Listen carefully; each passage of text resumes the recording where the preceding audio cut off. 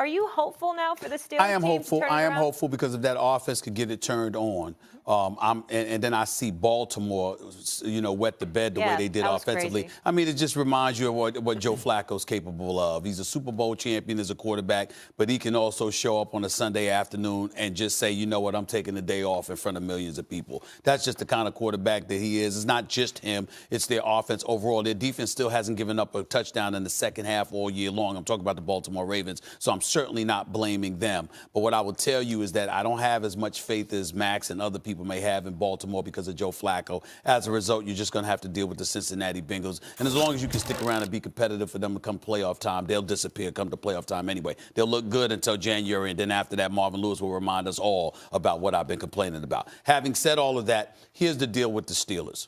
Antonio Brown got actively involved. Connor ran the football well, had about 110 yards along with a touchdown.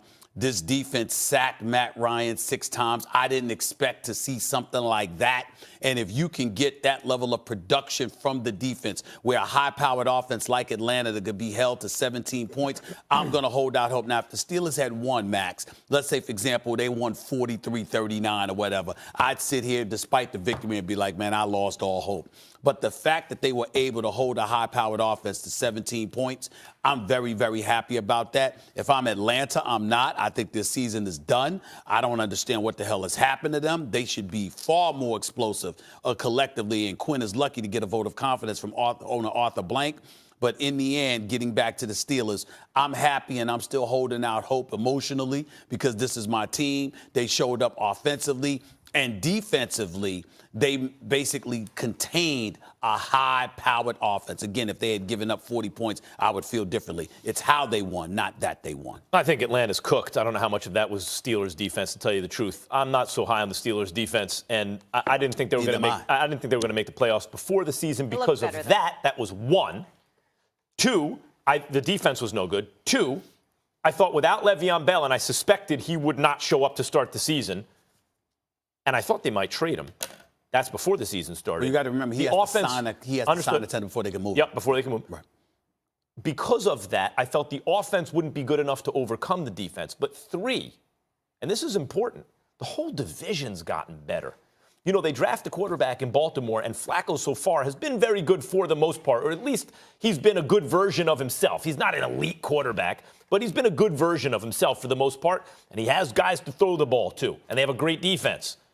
The Bengals, Stephen A., we get into this about Marvin Lewis and Andy Dalton. A couple of years ago, when McCarron had to pinch hit because Dalton got hurt, I felt the Bengals were going to advance in the playoffs.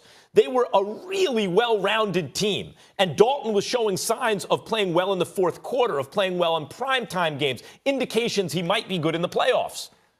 And then they lost Whitworth last year, and they had to regroup, but they're back to being the team they were a couple years ago. Stephen A., they got 2 really good running backs. They got an all-world wideout. They have an underrated quarterback at this point.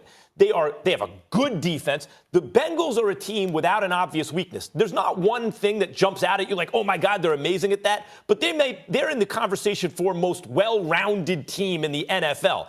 And then the Browns, that used to be an automatic win. That is a real defense. They have stars on that defense, and they have a quarterback. Look, that pass he threw to keep the game going, that could have easily been a pick 6 to end the game. That's the kind of quarterback Baker Mayfield is, but he's going to take risks. He's fearless. The Browns are different now. So you look at the division itself, it's better than it was, and your offense is not as good. I'm certainly not going to dismiss the fact that the Browns are different defensively, particularly because Greg Williams is spearheading that defense. We all know he's a stout defensive coordinator, with the exception of the fact that he was associated with Bountygate. But, everybody's been talking about Jerry, who's the real deal, but I'm a huge fan of Denzel Ward.